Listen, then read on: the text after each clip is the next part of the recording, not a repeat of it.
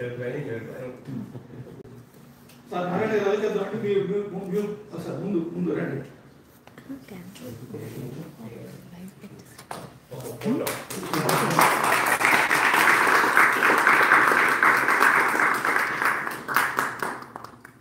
Thank you very much sir.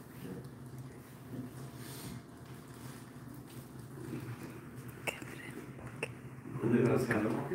నేను ఉపన్యాసం ఇది కమ్యూనిస్ట్ ఉపన్యాసం కన్నడ సంగీతం ఒకటే. కన్నడ సంగీతం ఆడదు, కమ్యూనిస్ట్ ఉపన్యాసం ఆడదు.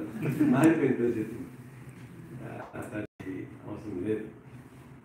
అది ఉపన్యాసం కాదు. నేను వచ్చింది ఈసారిగా అమెరికా చూస్తే మా ఇంట్లో ఉండాలని చెప్పేసి మా మేడం కూడా ఒక మ్యాండేట్ ఇచ్చింది. దాంతో పిండి ఉంటుంది. ఆ పిండి కాదు వాళ్ళ ఇంట్లో ఉంది. మా అమ్మాయి అల్లుడు నార్త్ కెట్లని బయలుదేరుతారు. మా అబ్బాయి కోడలు బాయ్స్ ఉంటారు. వాళ్ళు మైక్రాన్ పనిచేస్తారు. అయితే కృష్ణుడికి వాళ్ళు కోసం వస్తారు, మీకు వస్తారు. మామూలుగా డల్లాస్ అంటే 3వ తెలుగు రాష్ట్రాలు ఉంటారు. ఆంధ్ర, తెలంగాణ, డల్లాస్. ఇప్పుడు అంటే సాధ్యమైంది. నేను ఎక్కడికి పోయినంతా వీళ్ళే వినిపిస్తారు. దసరాకి పోయినా వినిపిస్తున్నారు, గాంధీ వినిపిస్తున్నారు, అక్కడ వినిపిస్తున్నారు, ఏ ఊరు పోయినా కనిపిస్తూనే ఉన్నారు. మేము చాలా నా సంతోషం అయితే ఏంటంటే చాలామంది ఉన్నారు, కానీ కొంచెం లెఫ్ట్ డెమోక్రటిక్ ఒపీనియన్ ఉండేవాళ్ళు అయితే కలిసి పెట్టరు. కానీ అందరూ కలవడం చాలా వస్తుంటారు, పోతుంటారు. అది ఉపయోగం అంటే అప్పుడు లేని మన ముఖ్యంగా కొంచెం మాట్లాడుకోవచ్చు.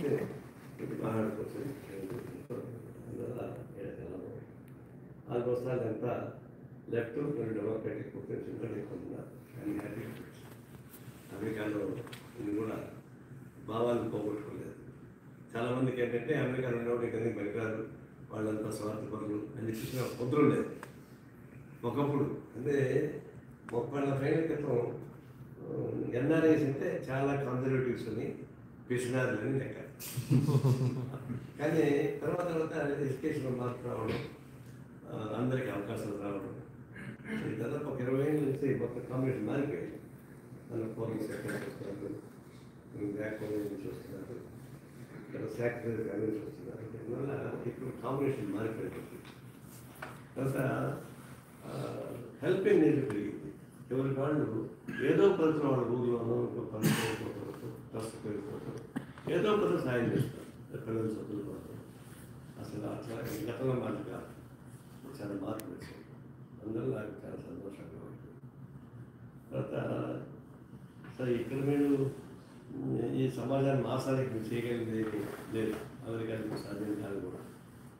దేశం దేశం వచ్చినప్పుడు ఇక్కడ మీరు దేనికోసం అభివృద్ధి చేయమని ప్రజలు సహాయం చేయాలి. అయితే భావాలు పెంపొందించడానికి ఇలాంటి కేటలు సహాయం చేసుకోవడానికి ఇంకా ఎక్కువ మంది భావం పట్ల ఆలోచించాలంటే అప్పుడు ఉత్తర మీరు సహజంగా మాతృభూమికి మన స్టేట్కి సహాయపడతారు, ఏదో ఒకరు సహాయపడుతున్నాం. పుట్టుడు గిట్టుడు కొరకు అన్నట్టుగా ప్రతి వారు పుడుతున్నారు, పోతున్నారు. కానీ ఆ పుట్టుడు గిట్టడం మధ్య సంధికాలం ఏంటి? సంధికాలంలో మానవ జన్మ గొప్పది. జీవరాశులు చెట్లు చేపలు గొప్పలు పోతా జీవరాశులే, మనం కూడా జీవరాశులు లేక. కానీ వాటికి మన తేడా ఏంటంటే మనం మానవ జన్మ పుట్టాం, చాలా పవిత్రమైనటువంటి మానవ జన్మ. దీన్ని మన సమాజం కంట్రోల్ చేయదు, మిగతా జీవరాశులు కంట్రోల్ చేయదు, మనం కంట్రోల్ చేస్తాం. ఇందులో మానవ జన్మ చాలా గొప్పదే అని నేను సాధన చేసుకోవాలి. అందులో మరి ఉద్యోగాలు చేసుకొని పనులు చేసుకొని విజ్ఞానాలు పోతుంటే పెద్ద ఉండదు. ఎందుకు గుర్తుపెట్టుకున్నాము? తొందర ఇలాంటి వాళ్ళని గుర్తుపెట్టుకున్నాము, చంద్రబాబు గుర్తుపెట్టుకున్నాము, అట్లాంటి సాక్రిఫైస్ చేసి చాలా మంది గుర్తుపెట్టుకున్నారంటే అది సమాజం కోసం త్యాగం చేసేటువంటి దాన్ని గుర్తుపెట్టుకోవాలి. అట్లా ఆ పద్ధతిలో మనం నమ్మినటువంటి నా ఉద్దేశంలో నేను కమ్యూనిస్ట్ పార్టీ నమ్మాను, నేను పవిత్రంగా నమ్మాను, చివరిదాన్ని దాంతోనే ఉంటాను.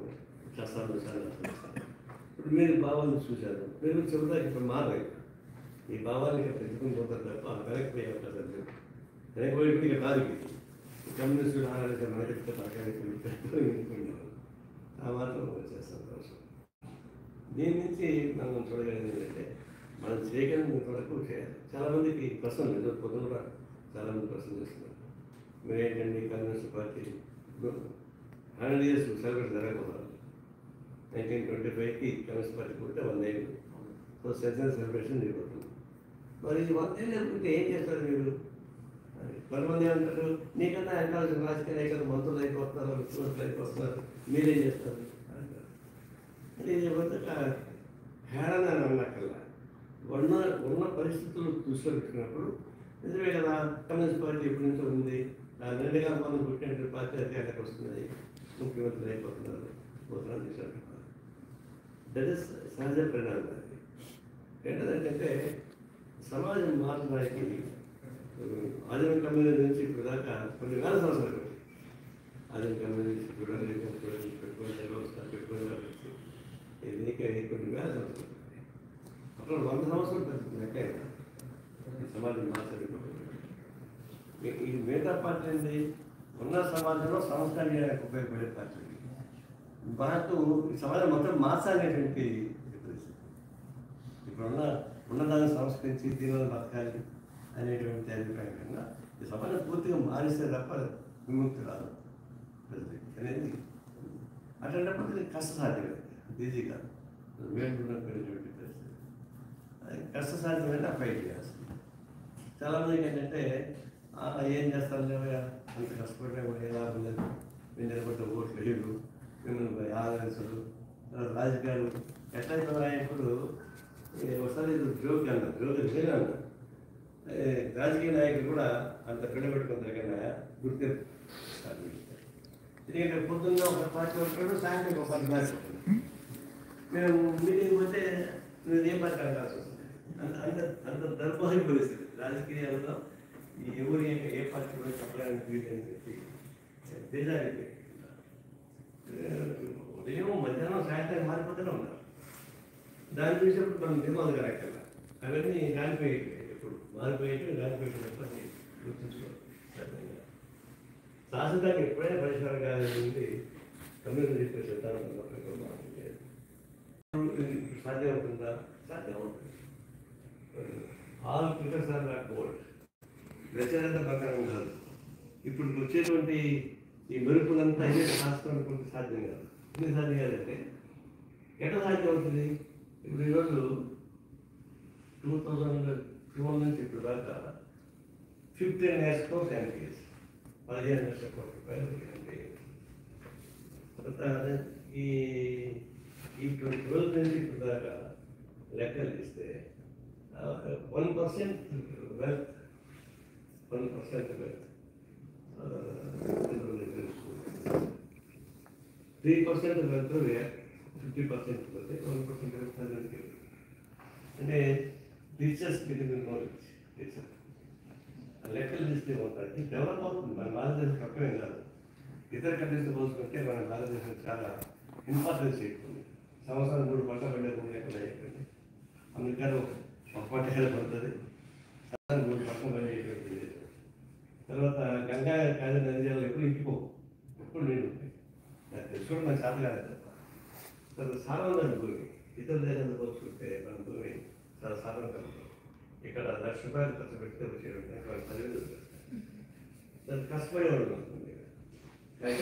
గల్ఫ్ కంట్రీస్ అంతా మనవాడే, అరబ్ కంట్రీస్ మనవాళ్ళు టైగర్స్ చేసేవాడు. డ్రైవర్ దొరుకుని బేగా దొరుకుని. ఈ అమెరికాలో మన ఇన్ఫ్లేషన్ గ్రూప్ అంతా సమ్మె చేస్తే అమ్మ పడిపోతుంది. ఎంత సాఫ్ట్వేర్ అంతా మందే కదా. అదే ఉదాహరణ చెప్పాను. ఈ భారతదేశ ప్రజలందరూ ఉండేవాళ్ళు కదా సమ్మె చేస్తే ఇప్పుడు గవర్నమెంట్ పెడతారు. ఇది ప్రెసిడెంట్ దగ్గర నుంచి ఇంపార్టెన్స్ ఉన్నారు కదా. ఇక్కడ మనకి మేధావులు ఉన్నారు, కష్టపడేవాళ్ళు ఉన్నారు, భూమి ఉంది, నీళ్ళు ఉన్నాయి. మరి ఎందుకు అభివృద్ధి అభివృద్ధి అవుతుంది కూడా, అభివృద్ధి అవ్వడం లేదు. అది ఎక్కడో పక్క వెళ్ళిపోతారు. అంటే పొలిటికల్ కోఆర్డినేషన్ లేకపోవడం జరుగుతుంది. చివరి ఎంత చూసంటే అమెరికా నుంచి అవినీతి ఆంధ్రప్రదేశ్ దాకా వచ్చింది. ద లేటెస్ట్ 700 కోట్ల రూపాయలు పిలిస్తే 2 లక్షల కోట్ల రూపాయలు 10 లేదు. లెక్కలు తీస్తే ఈ 1700 కోట్ల రూపాయలు ఇక్కడి నుంచి ఆంధ్రప్రదేశ్ రాజకీయాలకు ఇస్తే దాని పర్యవసానం ఏమైంది 2 లక్షల కోట్ల రూపాయలు ఆంధ్రప్రదేశ్ ప్రజానీకం భారం వచ్చింది. Real calculation. ఇప్పుడు అది ఒప్పుకుంటే ఈ 27 కోట్ల ఆంధ్రప్రదేశ్ ప్రజానీకాన్ని దోచుకుంటారు. వాడు ఏం చేస్తున్నాడు? నేను దగ్గర మనం వచ్చినాడు ఇప్పుడు భారతదేశం సెకండ్ బిగ్గెస్ట్ పొజిషన్ పోయాడు. అలా ఎట్లా పోయాడు? ఇవన్నీ ఏం కాలేజ్ వచ్చింది కదా. నీకు ఎగ్జాంపుల్ ఒకటి 2 ఎగ్జాంపుల్ చెప్తాను. జీవికే ప్రమాణపూర్ ఎయిర్పోర్ట్ బాంబేలో ది బెస్ట్ ఎయిర్పోర్ట్. ఇది ఫైనాన్షియల్ డిస్ట్రిక్ట్ బాంబేలో నేను కాబట్టి వీడియో కూడా చెప్పేసిన అదే నాకు కావాలనుకుంటున్నాను. కోరుకుంటే అతను సిబిఐని పంపించాడు, ఎంక్వైరీ చేయించాడు, పిలిపించాడు. 12,500 కోట్ల రూపాయలు కడతావా జరిగిపోతావా? అప్పటికప్పుడు పోవడానికి సాధ్యం కాదు. అంటే నీ ఖాతా బదలుచుకుంటే సంతకం పెట్టి, నా ఖాతా బదలుచుకుంటే రిజెక్ట్, అంటే గవర్నమెంట్ ఖాతా జరిగిపోవాలి. ఇంకా ఆయన ఎంతమంది పోతే ఎంత సంతకం పెట్టి చేసి ఈయన హ్యాండ్ ఓవర్ నుంచి అదాని హ్యాండ్ ఓవర్ పోయిన తర్వాత జస్ట్ 6 monthsలో స్టేట్ బ్యాంక్ ఆఫ్ ఇండియా ఆ 12,500 కోట్ల రూపాయలు రద్దు చేసి రైట్ ఆఫ్ జీవీకే చేస్తున్నప్పుడు కట్టుకున్నారు. అదాని చేతుకుంటే రైట్ ఆఫ్ తీసుకోవాలి. అఫిషియల్ స్టేట్మెంట్ నేను చెప్పేది. కార్యకాల పోర్ట్ అతను 300 కోట్లు అంతే కట్టాలా లేదు మనం అడిగారు. ఆయన నా దగ్గర వచ్చాడు, సార్ కోర్టులో మీరు వేస్తాను వేస్తాను నేను బిల్లు వేస్తాను నా దగ్గర వచ్చి వెళ్ళాడు. ఆయన పట్టుకెళ్ళిపోయి సంతకం పెట్టించుకొని మొత్తం హ్యాండ్ తీసుకున్నాడు. మసలు అడిగితే సార్ మీ ఇంటి బయట ఆయన పట్టుకెళ్ళి వేస్తాను అంటే అదే తీసుకున్నారు. దీని స్మగ్లింగ్ ముంద్రా పోర్ట్ నుంచి జరిగే స్మగ్లింగ్ మొత్తం అదే.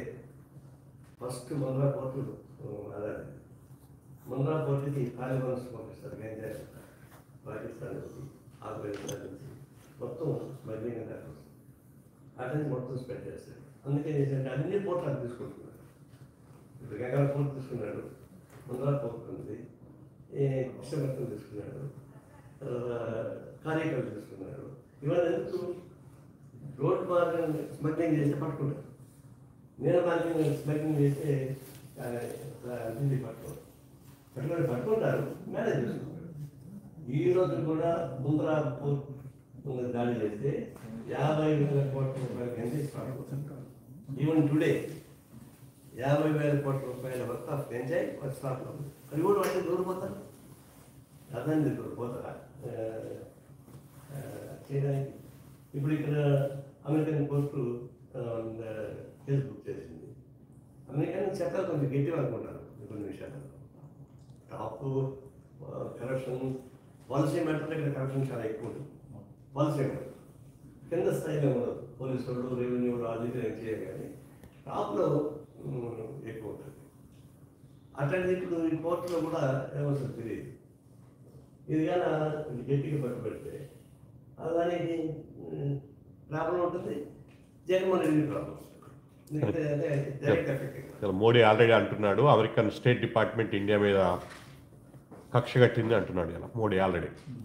దానికి ఒత్తాసుగా అదే ఇప్పుడంటే కౌంటర్ డిఫరెన్స్ ఉన్నారు వాళ్ళకేంటి.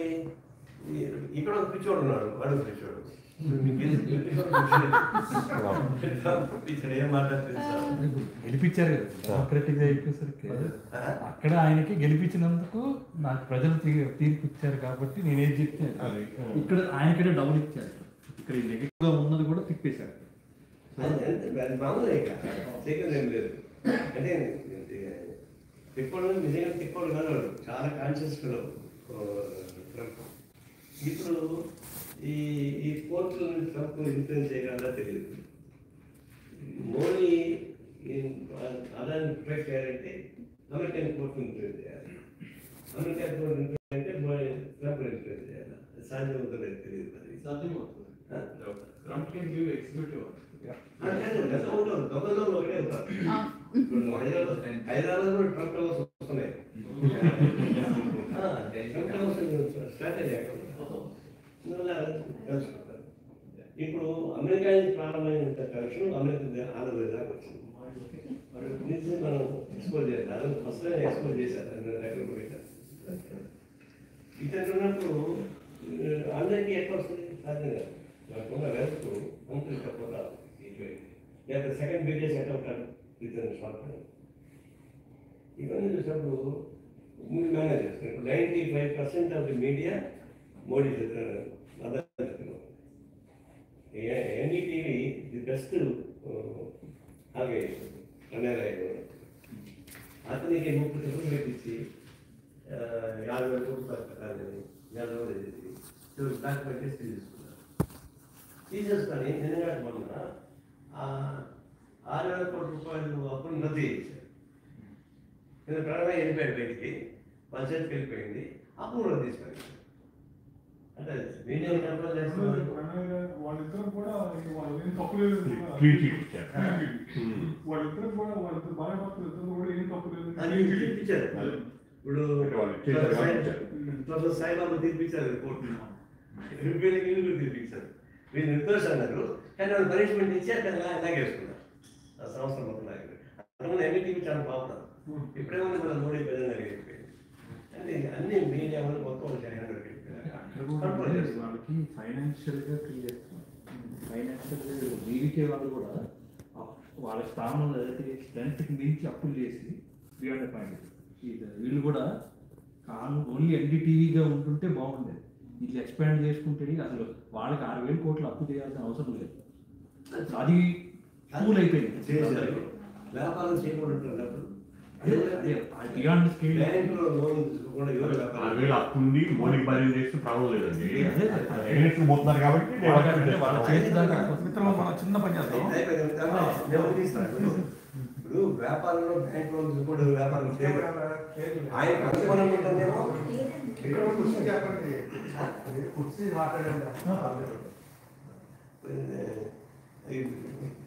పాలసీ మొత్తం మనకు అనుకోవడం వాటి ఉండేవాడు కాదు. అనుకోవడం కాదు కాబట్టి అది పట్టుకున్నారు. లేకపోతే దాన్ని కోరుకుంటారు. నేను చెప్తానంటే ఇన్ని ఇబ్బందులు సృష్టిస్తారు. మన సంవత్సరం అయితే పాలిటిక్స్ వ్యాపారం, ఇప్పుడు పెట్టుబడి పెట్టి వ్యాపారం చేసేవాళ్ళు రాజకీయాలు పెట్టుబడి పెట్టిస్తున్నారు, అది గెలుస్తున్నారు. 95% ఆఫ్ ది రిప్రజెంటేటివ్స్ ఇప్పుడు ఓటు చేసుకున్నారు. క్యాబినెట్లో 24 మంది చిన్నలు చేసుకున్నారు, గేట్ కేసులు మరణ చేసుకున్నారు. వీళ్ళందరూ కలిసి మనం ఈ ఉన్నప్పుడు మనకు లెఫ్ట్కి నేను మతాలను ఉపయోగించుకోలేదు, కులాలను ఉపయోగించుకున్నాను, డబ్బులు పెట్టి రాజకీయాలు చేయడం. ఈ 3 పవర్ఫుల్ వెపన్స్ మా చేతిలో జెండాలు, మీడియా కూడా వాళ్ళ చేతిలోనే ఉన్నాయి. మీడియా కూడా వాళ్ళ చేతిలోనే ఉన్నాయి. 95% మీడియా వాడిపోతారు, మొత్తం కొనేసుకున్నారు, ఇంక్లూడింగ్ డైలీ పేపర్స్. ఇన్ని ఉన్నప్పుడు ఫైట్ చేయడం అనేది అంత ఈజీ కాదు.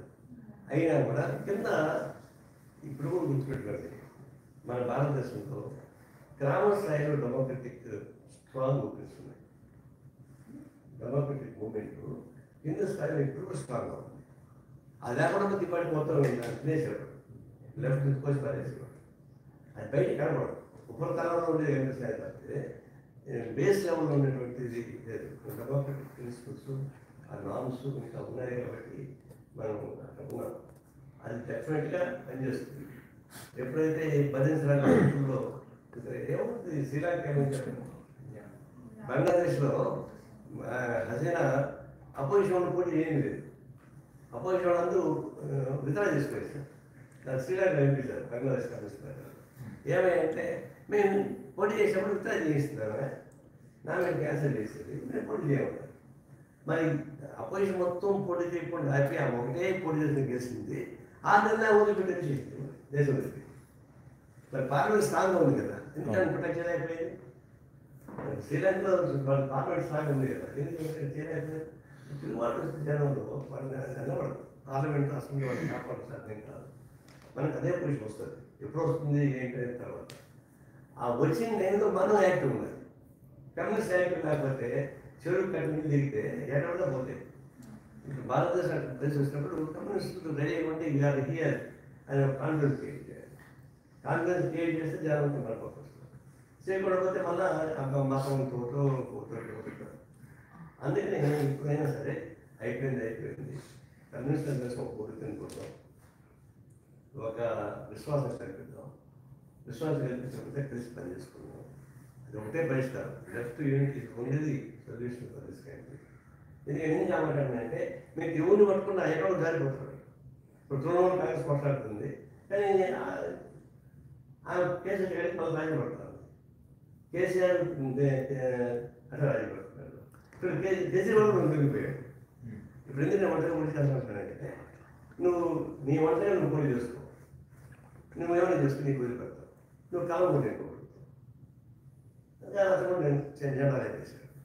ఇప్పుడు కార్పొరేట్ కంపెనీస్ ఏమంటాయంటే నీకు నువ్వు పోటీ చేసుకో, నువ్వు కలవడం కమ్యూనిస్ట్ కలవడం కాంగ్రెస్ కలవడం నువ్వు పోటీ చేసుకొని కనిపిస్తావు అని ఇప్పుడు ట్రెండ్ మార్చారు. ఇప్పుడు వంటగా పోటీ చేస్తాను అనుకోండి, మనం బాగా ఉంటాం, వాళ్ళు తెలుసుకుంటారు. ఈ పద్ధతిలో ఏం నడుస్తుంది ఎన్నాళ్ళు నాకు సాధ్యం కాదు. ఇప్పుడు తృణమూల కాంగ్రెస్ డిఎంకే కూడా గట్టిగా ఉన్నాడు, కానీ మనం కూడా చెప్పలేము, ఇతర చేయగలరు. మనకి అయ్యింది వాళ్ళు చరిత్ర ఉంది.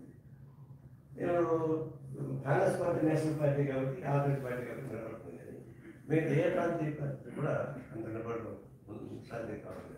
ఒత్తిడి చేస్తారు. అట్లాంటప్పుడు లెఫ్ట్ ఒకటే ట్రై చేయగలరు, ట్రై చేయరు. మనకి యూనిట్ ఉండాల్సింది. అంటే యూనిట్ ఉండాలంటే భారతదేశం లెఫ్ట్ బలపడాల్సింది. మీరంటే ఎక్కడ ఉండినా ఏ మూడు ఉండినా దానికి కావాల్సిన సపోర్ట్ చేయాలి, దానికి ఎక్స్టెండ్ చేయడం అనేది ఇంపార్టెంట్. ఆల్ ఆస్పెక్ట్స్ నేను అన్నింటినీ పని చేసుకుంటూనే మీకున్న మిగతా ఉన్న ఆలోచనలు, ఎనర్జీ, ఎవ్రీథింగ్ సపోర్ట్ అటువంటి సాధన సపోర్ట్ ఫిజికల్గా అన్ని రకాలు ఉంటే బాగుంటుంది. కాబట్టి మీరేంటి అన్నింటిగా లేదు, చాలా మంది చెప్తున్నారు అమెరికాలు చాలా బాగుంటుంది. మీరు మీరు మీరు రాబోచ్చు, మీరు అంతే మెకానికల్ అయిపోయింది. ఇండియాలో సోషల్ అయిపోయింది, మీకు తప్పే ఉంటుంది. వాళ్ళ 2 రోజులు ఖాళీ ఉంటారు, 2 రోజులు ఏం చేస్తారు, మీరు పక్కన చుట్టూ సరిపోతుంది. మీ లైఫ్ ఎంత నేను చూస్తాను, మా అమ్మని చూస్తాను. మేము రమ్మంటారు, వస్తాము, నేను జైల్లో వల్ల కూర్చుంటాము, మేము బయట తిరగలేము. భారతదేశంలో ఆటోస్ చూస్తాము, ఏడెక్కడ బయట తిరుగుతాము. అందరూ రమ్మన్నారంటే అర్థం మమ్మల్ని జైల్లో పెట్టారు. ఇప్పుడు వాళ్ళు పిల్లలు పుట్టారు, ఇక కొడుకులు కూతురు కన్నా మనవరం ఎక్కువ విషయం కదా. ఇప్పుడు అట్లాంటి పద్ధతి తప్పనిసరి రావాల్సిందే. కానీ ఇక్కడ కూడా ఒక సుఖవంతమైన జీవితం కాదు, సాక్రిఫైస్ తప్పదు. అందులో అది చేస్తూనే మిగతా ఐడియాలజికల్ ప్రోగ్రెసివ్గా ఉంటే బాగుంటుంది. ఆ మాత్రం వచ్చి కాసేపు కూర్చొని మాట్లాడితే నాకు సంతోషంగా ఉంది. బాగుంది, జనరల్గా అందరం కలుస్తాం, కానీ ఇట్లా కూర్చొని మాత్రం మాట్లాడతాం. వాళ్ళు ఇట్లా కూడా ఎక్కడ చెప్పాల్సిన పని కూడా లేదు. దీంతో మాట్లాడితే అవసరం దగ్గర మన కుటుంబానికి వెళ్తాం, మన లెఫ్ట్ కుటుంబానికి వెళ్తాం అనే సంతృప్తి బాగుంది. సరే, మనం మీకు సాటిస్ఫాక్షన్ ఉంది. దీనికి దాని మీద క్రియాశీలం లెనిన్ మాస్టర్ సహకారం చేస్తాడు. అసలే ఇంకా సహకారం ఇప్పుడు అదే కదా, ఇది ఉంటుంది. చేస్తా మీ అందరికీ చేస్తా. చాలా మంచి సోదరా, మీరు మీరు చెప్పవచ్చున్నారా?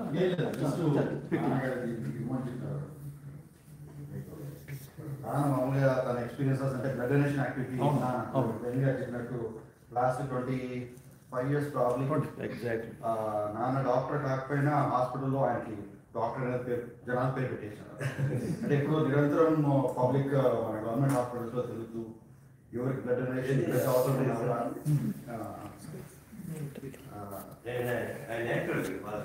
సో ఎవరికి బ్లడ్ అవసరం ఉన్నా కూడా బ్లడ్ అంటే నాన్న పేరు గుర్తొచ్చేలాగా పనిచేస్తారు అన్నమాట. సో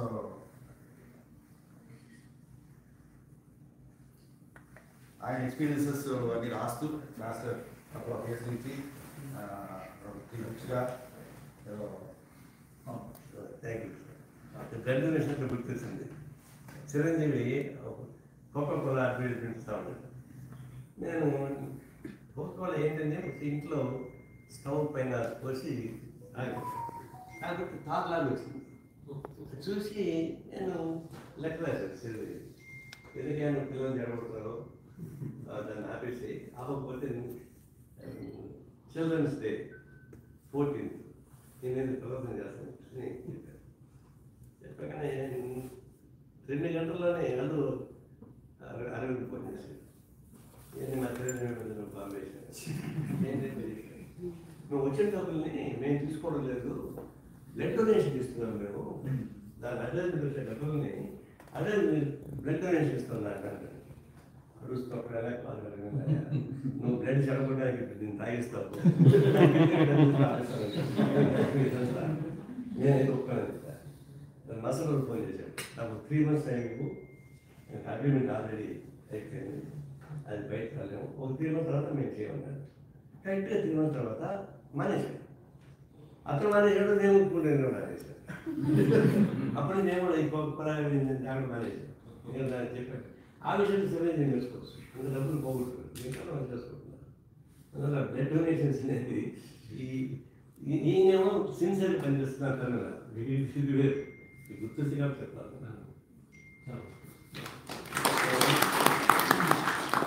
సో మిత్రులారా చాలా చాలా ధన్యవాదాలు. చక్కటి ఇంకేమైనా డౌట్స్ ఉంటే డౌట్స్ ఉంటే మనకు తినుకుంటూ మాట్లాడుకుంటే చల్లబడిపోతాను, నాకు చాలా ఆందోళన ఉంది.